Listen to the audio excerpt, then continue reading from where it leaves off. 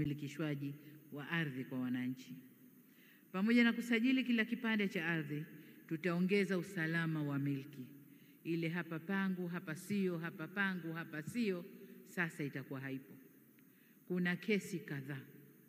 Mtu ana ardhi yake, kajenga kijumba chake, wanatokea matapeli huko, wanakwenda kushirikiana na wengine ndani ya wizara, wanabadilisha hati, basi inakuwa ugomvi mahakamani, mwenye haki ananyang'anywa.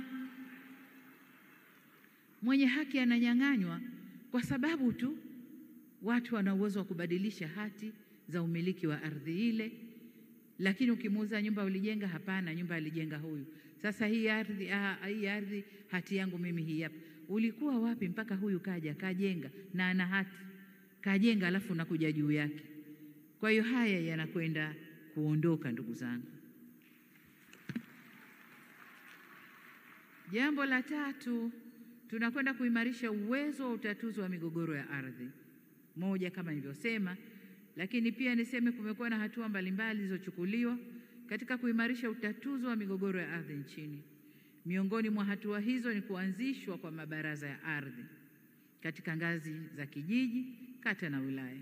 Kwa kiasi chake, mabaraza haya yamesaidia katika utatuzi wa migogoro, japo bado tunaona kuna nafasi ya kuboresha zaidi. Yamesaidia, wakati mwingine yenyewe yanaibua migogoro, kwa hiyo tumeona kuna haja ya kuyaboresha zaidi. Hivyo kupitia sera hii tunakwenda kupitia upya mfumo wa mabaraza ya ardhi na kuimarisha mifumo ya udhibiti wa vyanzo vya migogoro ya ardhi. Tuna imani kuwa sera hii itatusaidia sana katika kukabili migogoro ya ardhi kwa kutumia tehama. Tukitumia tehama, hakuna tena ule uwezo wa kwenda kule kwenye library tuliooneshwa, kwenda kutafuta faili moja moja, na ofisa akichoka amekwenda saa 7, 8 mchana, tayari kichwa kimeshabadilika, anapekua haoni, anasema bwana, hakuna miliki ya ardhi hii, anatoa hati kwa mtu mwingine. Hii inakwenda kuondoka, sababu ukiweka kwenye mtandao umeweka. Na uzuri ni kwamba mitandao hii inasomana. Ukisha kuweka kwako ardhi, TRA atasoma, kule kwenye urithi sijui na vifo itasoma, kwenye NIDA itasoma, kila pahali itasoma. Sasa tumuone yule mwanamume shujaa wa kwenda kubadilisha hati za watu.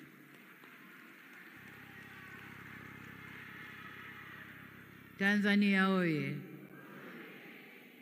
Jambo la 4, tunakwenda kuimarisha uthamini na ulipaji wa fidia. Pamoja na uwepo wa sharti la kulipa fidia kwenye sera iliyopita, katika utekelezaji tumebaini upungufu katika utaratibu wa malipo ya fidia ya ardhi na mali.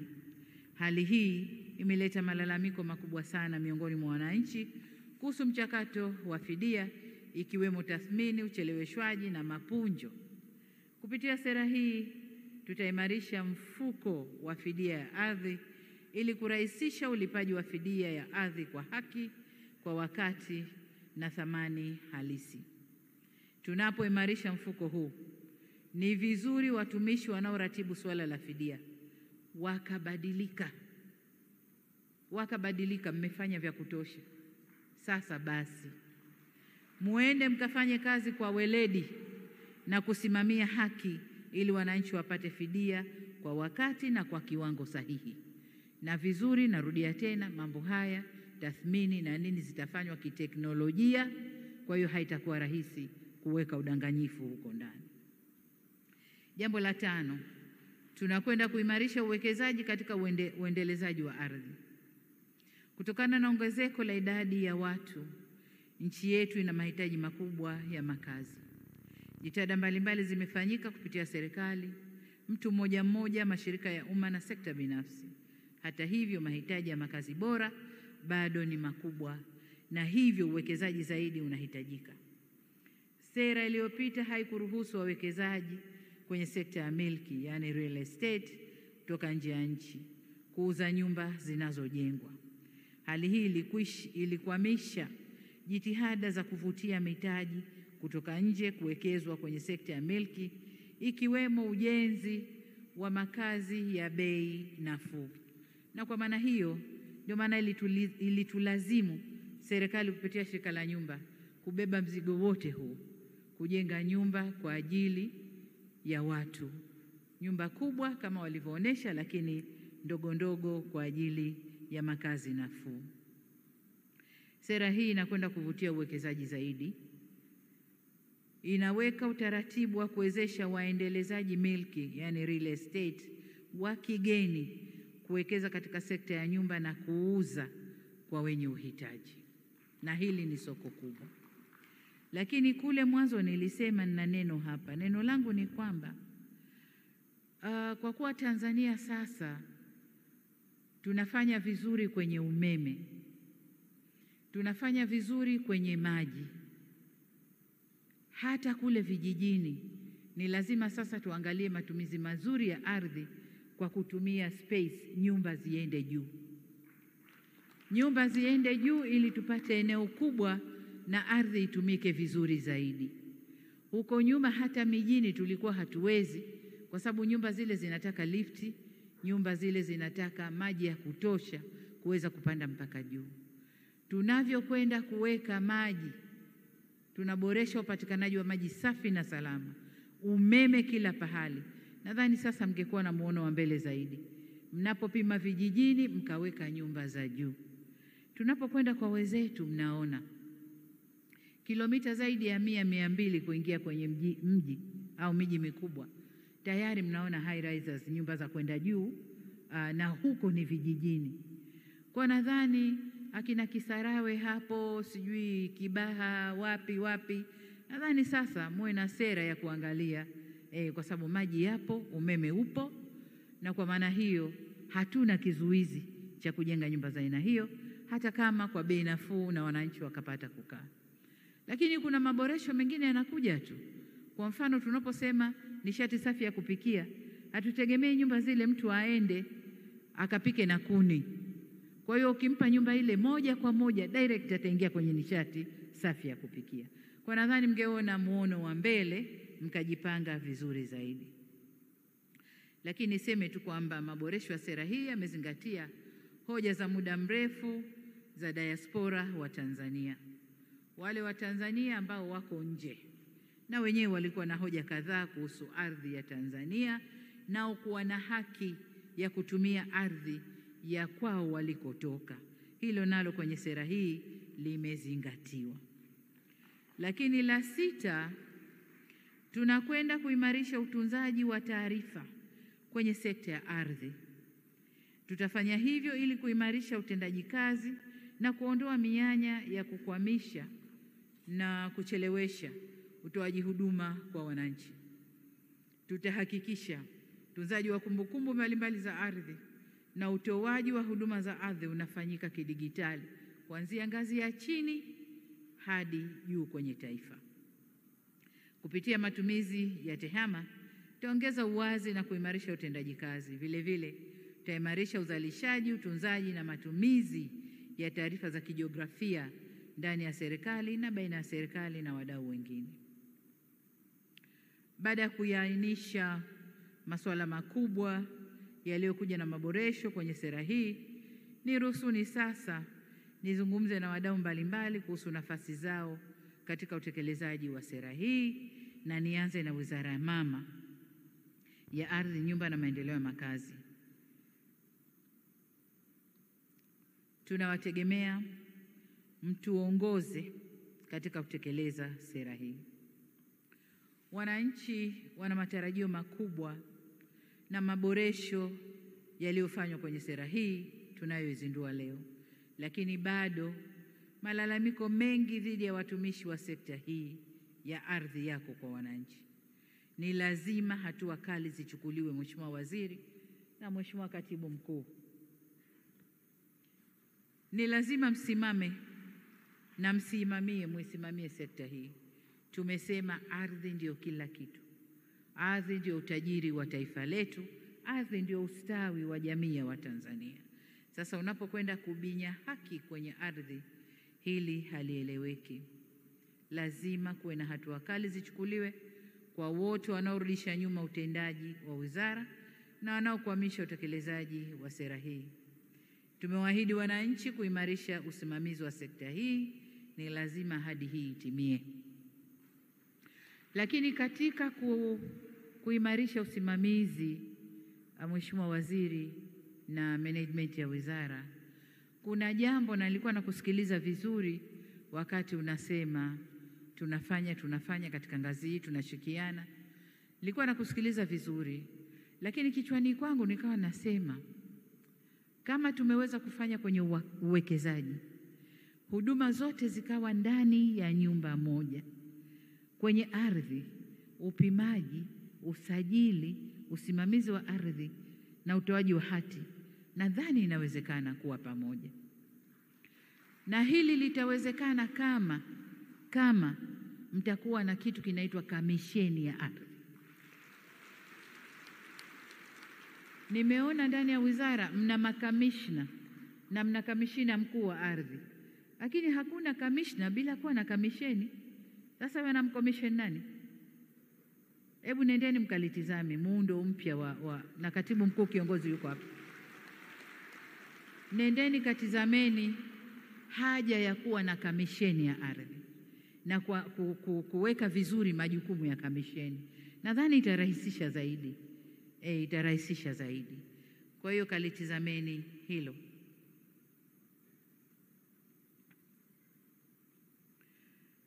Lakini jambo jingine,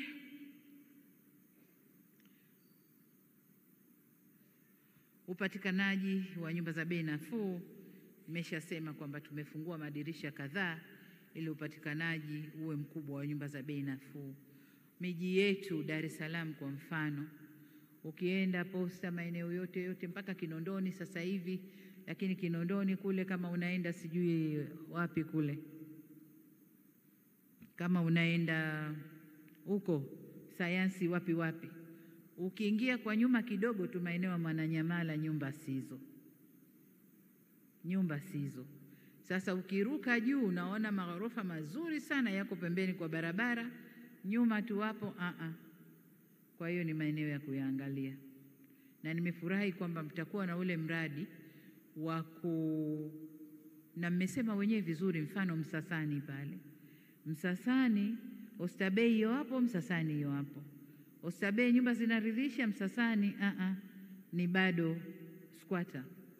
Kwa hiyo kama mmepanga kuboresha Msasani ambao ni mradi mzuri, na nataka mkaufanye mradi huo bila kuleta malalamiko, wale mtakao wahamisha mnapobomoa, muwe tayari mna nyumba za kuwaweka temporarily, kwa muda. Mkibomoa na kumaliza kujenga, mnawarudisha na mnawakabidhia. Kwa miji yetu sasa lazima iwe na sura hiyo. Tukianza sasa, tutaweka msingi wa kote huko, kila anayekuja atafata msingi huo, kuboresha sehemu baada ya sehemu ndani ya miji yetu mikubwa, Dar es Salaam, Arusha, Dodoma hapa, Mwanza, Mbeya, miji mikubwa ile lazima iwe na sura nzuri. Kwa upande wa wizara nyingine, hapa nizungumze na wizara ya kama mnavyojua suala la ardhi linahusu serikali nzima.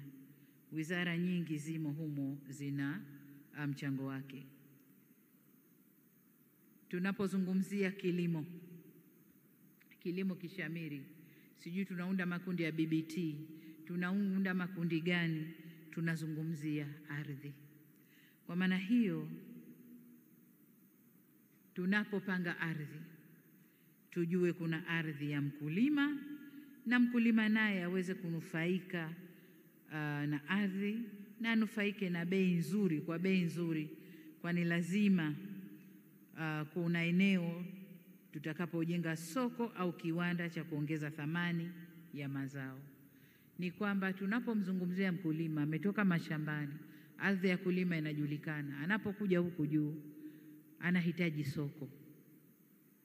Maeneo mengi tulikata masoko. Leo ukienda ukiangalia ramani, masoko yale hayapo wala hayakujengwa. Badili yake kuna maghorofa ya watu mashuhuri yamesimama kwenye maeneo ya masoko. Waliotoa ni nani? Wale waliopanga ramani kwamba hapa kuwe na soko, wamegeuka, wamewapa wenye hela yao, wamejenga vitu vingine maeneo ya masoko. Kwa tunaposema mkulima apate bei nzuri, lazima kuwe na soko la kuuza mazao yake. Tunaposema mvuvi anapokwenda kuhangaika, akija apate mauzo, apate pa kuhifadhi samaki wake, lazima kuwe na soko la wavuvi. Kwa mambo yote hayo tunapokwenda kupanga ardhi, tuzifikirie sekta zote ambazo zimo katika sekta ya uzalishaji ndani ya nchi hii. Sasa ili haya yafanyike, ni muhimu kuwa na ushirikiano na uratibu mzuri, na hapa tutahitaji ofisi ya waziri mkuu kuratibu mambo yote haya. Aidha, kama inavyoainishwa na sera hii, ni lazima kila wizara itimize wajibu wake katika kutekeleza yaliyolengwa ndani ya sera hii. Nikitolea mfano mmoja tu, Wizara ya Kilimo kama nilivyosema, au Uvuvi, lazima wote shughuli zile za kila wizara ziweze kutiliwa maanani. Kwa upande wa Wizara ya Fedha kwa mfano, jukumu la wizara hii ni kutafuta rasilimali fedha na kupendekeza hatua za kikodi zinazoweza kuleta nafuu zaidi kwenye shughuli za upimaji, ili tuweze kuongeza ushiriki wa sekta binafsi kwenye upimaji, lakini pia kuchochea ujenzi wa nyumba bora na za bei nafuu kwa vijana na wahitaji wengine. Hiyo ni kazi ya Wizara ya Fedha, mbali ya kutafuta fedha ya kufanya miradi inayosimamiwa na wizara, lakini Wizara ya Fedha itusaidie kwenye mipango ya kikodi ndani ya sekta hii, tuweze kupata fedha zaidi, kuzalisha fedha zaidi na kusimamia miradi zaidi. Kwa upande wa mamlaka za serikali za mitaa, wao wana jukumu la kuhakikisha mnasimamia mipango miji, lakini hapa sasa itakuja ile kazi ya kamisheni.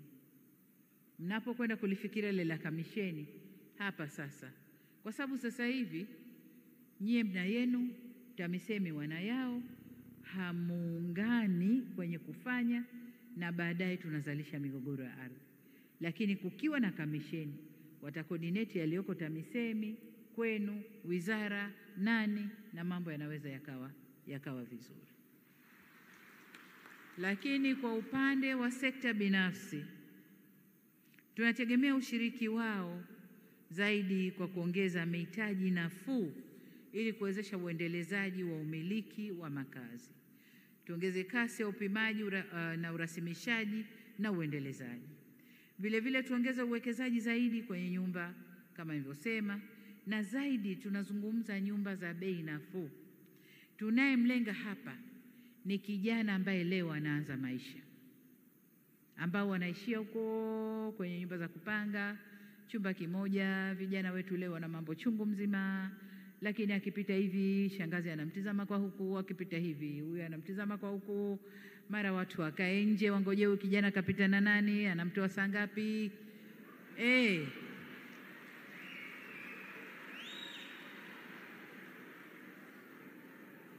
Kwa tunalenga vijana wetu wa kike na wa kiume wanaoanza maisha leo. Vijana hawa wanamaliza shule, wanamaliza chuo, wanapangiwa kazi. Anapangiwa kazi kwenye mikoa tofauti, mbali sana na nyumbani. Akifika la kwanza anahangaika kutafuta nyumba kwa wapangaji. Anakutana na watu wa tabia tofauti. Anakutana na mambo mbalimbali. Sasa ili kumpa raha afanye kazi yake vizuri, ni vyema kule anakokwenda akute kuna nyumba inamsubiri, kazi yake kuomba, aambiwe nyumba yako hii, lipa kodi, hii hapa ni nyumba ya bei nafuu, unapata nyumba, unakaa na unajenga maisha yako vile unavyotaka mwenyewe. Kwa sera hii tunamwangalia kijana wa leo kwenda kwenye utu uzima kesho. Lakini tuna malalamiko makubwa tu ya walimu na watumishi wa afya. Wanakokwenda kule, inatulazimu serikali sasa kuhangaika kutafuta pesa za kuwajengea nyumba. Lakini kumbe shirika letu la nyumba lingepata fursa hizi kwa kushirikiana na private sector, wakenda wakajenga kule. Mwalimu popote anapopangwa ana uhakika nyumba ipo, nyumba ya maana, nyumba anayoweza kuishi na kufanya maisha yake. Na mtumishi wa afya hivyo hivyo, na watumishi wengine hivyo hivyo. Kwa hiyo sera hii tunajielekeza huko tupate washiriki wazuri na shirika letu la nyumba na miradi hii ifanywe kwa kiasi kikubwa. Kwa upande wa asasi zisizo za serikali, tuendelee kushirikiana na serikali kuwezesha malengo ya sera yatimie. Vile vile tunawategemea katika kuelimisha jamii na kushirikiana na serikali katika kulinda haki ya wanawake kumiliki ardhi. Kwa wananchi wenzangu, sera hii inatuhusu sote, na kwa upande wetu yapo tunayotakiwa kuyaelewa na kuwa tayari kubadilika. Kwa mfano, utamaduni wetu wa kila mtu kujenga nyumba yake sio tu inasababisha ujenzi na ukuaji wa miji holela na hivyo kuongeza gharama kwa serikali katika kusambaza huduma za jamii, bali pia inasababisha matumizi ya fedha nyingi na kutumia muda mwingi kwenye ujenzi. Kupitia sera hii tunatanua wigo wa ushiriki wa sekta binafsi, na hapo ndo kama yale ambayo nimeyasema hivi punde. Ni vizuri tuupokee utaratibu huu na kuuelewa ili kunufaika na nyumba za gharama nafuu, kurahisisha usambazaji wa huduma za jamii, lakini pia kutumia eneo dogo kwa ajili ya makazi na eneo kubwa kwa ajili ya shughuli za uzalishaji. Jambo jingine kwa wananchi wenzangu ni kuwakumbusha kwamba swala la usajili wa ardhi sasa ni hitaji la lazima. Hivyo tuhakikishe tunazingatia sharti hilo ili kuondoa usumbufu.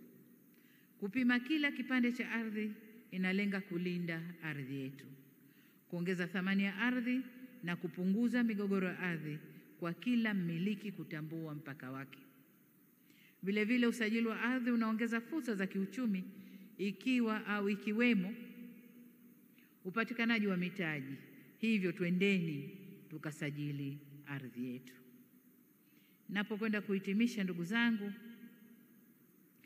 niseme kwamba mafanikio ya sera hii yatategemea sana utekelezaji wake na mabadiliko ya kifikra. Wenzetu mlioko kwenye sekta hii ya ardhi, niseme ukweli hapa kwamba hamsemwi vizuri na jamii. Mnasemwa kwa kutoa kiwanja kimoja kwa watu zaidi ya mmoja. Wakati mwingine ni mazingira yanayofanya hivyo, wakati mwingine ni makusudi. Kuna kamdudu kale kanatembea tembea, kamdudu kenye ari ndogo. Rushwa inawafanya mfanye vitendo vya ovyo sana. Niwaombe sana watumishi kwenye sekta hii, kila mmoja sasa aseme na moyo wake, aseme na kwenda kubadilika na kuhudumia nchi yangu. Yanayotokea ni kubatilisha haki kuwa halali na halali kuwa batili. Hili Mungu halipendi hata kidogo. Mwenye haki unambatilisha, lakini asiye haki unamhalalisha. Hili Mungu halipendi hata kidogo. Kwa niwaombe sana watoto wangu, wanangu, ndugu zangu mlio kwenye sekta hii, badilike. Lakini pia mnasemwa kwa ucheleweshaji wa hati kwa makusudi. Leo nimezindua mradi wa utoaji wa hati ambao unakwenda kufacilitate, kuharakisha utoaji wa hati. Kwa hiyo hili kupitia mradi wenu ule linakwenda kuondosha hili. Hongereni sana. Hongereni sana. Lakini pia mnasemwa kwa kujilimbikizia viwanja kwenye miradi mbalimbali. Kama mnapima viwanja 3,000, basi viwanja 300, 400 ni vya watumishi wa ardhi. Vinawekwa pembeni huko, na wenye haki ya kupata maeneo yale, hata kama ni mashamba mmechukua ya watu, sema hapana, ardhi yote ni mali ya serikali, shamba lako ili utapata viwanja 2 hivi hapa, vilivyobaki huko kote wanapoa wengine. Kumbe mmejiwekea wenyewe akiba yenu. Hili nalo halikubaliki. Sasa mtakwenda kuumbuka kwenye utumiaji wa tehama, kwa sababu viwanja vile aidha vitakuwa havina majina au vina majina bandia, hayana national ID, hayana ile kitambulisho cha taifa. Kwa hiyo tutavijua kwamba ni vitupu na watapewa wananchi. Kwa hiyo Mheshimiwa Waziri, kasimamie hili. tunapokwenda kuanza utekelezaji wa sera hii, ni vyema kila mmoja katika sekta ya ardhi, lakini na TAMISEMI pia, mbadilike, msiwe mvinyo ule ule kwenye chupa mpya, kwa sababu sera ni mpya, lakini watu ni wale wale na tabia ni zile zile, hatutasogea, hatutakwenda. Lazima mbadilike, sera mpya na watu mwe wapya. Sio wapya physically, hatuwezi kuwatoa wote tukaweka wengine, lakini nyoyo zenu ziwe mpya, zibadilike na mkusudie kuifanyia kazi nchi yenu. Kwa nendeni kafanyeni kazi, msisubiri tuwabadilishe, badilikeni wenyewe, msisubiri tuwabadilishe. Lakini pia leo hii katika uzinduzi huu nimegawa vitendea kazi, nimetoa magari mangapi waziri? 70 ngapi? 70 magari 70 kwa maafisa ardhi kote huko kwa mawilayani na wapi huko. Hakuna sababu ya afisa ardhi kukaa ndani ya ofisi tu, ni lazima mzunguke, mjue migogoro iliyoko, mjue wapi kuna nini, na muweze kutoa suluhisho ya migogoro iliyoko. Kwa hiyo gari zile mnaona pale, gari zile zikatumike kwa makusudi yaliyokusudiwa, ziende zikafanye kazi ya kuhudumia wananchi, lakini kubwa zitunzwe. Isiwe tena bwana mkubwa ushakabidhiwa gari na ni nzuri, mahadtop mazuri kweli kweli, hasa we kazi yako kukishusha sketi, umepandisha kilemba, ukishusha kilemba,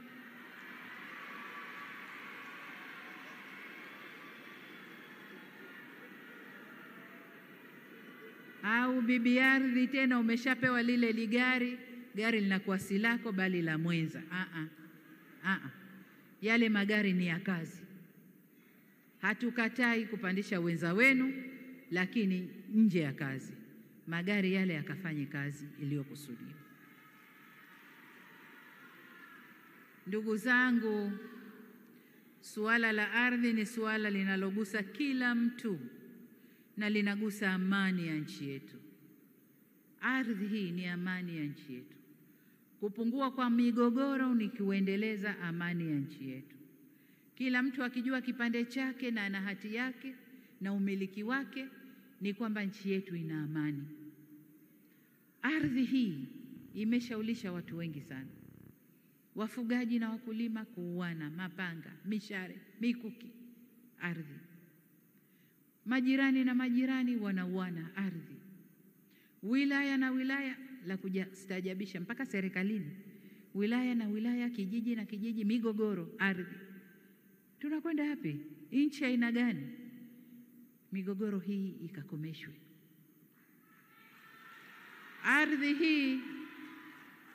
Ardhi hii ndiyo amani ya nchi yetu. Tunawajibika kuwa makini sana kwa namna tunavyosimamia sekta hii ya ardhi. Aidha, tukisimamia vizuri sera hii itatusaidia sana kuboresha zaidi maisha ya wananchi na kuleta mageuzi zaidi vijijini, zaidi rural transformation, mageuzi kule vijijini. Ndio kwenye migogoro mingi, twendeni tukalete mageuzi. Tukapunguze uhamiaji kutoka vijijini kwenda mijini. Unajua nini? Wale wenzetu, mifano niloitoa kule nje, mtu yuko kijijini kabisa, nyumba yake ya ghorofa kubwa na flati yake yupo, ana umeme, ana maji, kuna maeneo ya biashara yamejengwa kijijini, kama ni supermarket haya, kama ni soko haya la kisasa liko kule, ana viwanja vya michezo. Na nimeona leo katika mradi ule wa shirika letu la nyumba, kuna nyumba zinajengwa, viwanja vya michezo, garden ziko juu ya ghorofa huko, watu wanakwenda kucheza. Sasa hayo tukiyaweka vijijini, tunapima eneo, viwanja vya michezo vinatengenezwa vizuri na kila kitu. Anachokiona mtu aliyeko Dar es Salaam ndicho anachokiona mtu aliyeko kule. Mtandao wa simu uko perfect, anaupata, umeme haukatiki na mambo mengine. Anakuja mjini kufuata nini? Tena kule maisha yanakuwa rahisi zaidi. Maana kama ni mihogo hanunui, kama ni nazi au makweme hanunui, kama ni malimau sijui ndimu hanunui, pera hanunui. Mjini huku unanunua kila kitu unanunua. Kwa hiyo tukiwajengea maisha mazuri kule, hakuna haja ya vijana wale kuflow kuja mijini, watabakia kule kule na waendeshe maisha yao kule kule. Kwa hiyo sera hii iende ikatusaidie kubadilisha mazingira ya vijijini na hivyo kupunguza uhamiaji kuja mijini, lakini kuchochea zaidi uzalishaji. Sasa niwaombe sana, tuendeni tukasimamie rasilimali hii kwa kutambua kuwa ardhi ni ajenda ya kijamii, kisiasa na kiuchumi.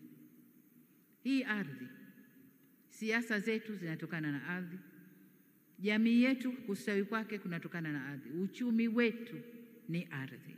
Kwa nendeni kasimamie mkijua kwamba Mungu amewateua kuisimamia rasilimali hii muhimu kwa nchi yetu. Nendeni mkafanye kazi mkitanguliza utu ili tufanikiwe na tusonge mbele. Baada ya kusema hayo, sasa nipo tayari kuzindua sera ya taifa ya ardhi ya mwaka 1995 toleo la mwaka 2023. Na nimwombe sana Mungu atubariki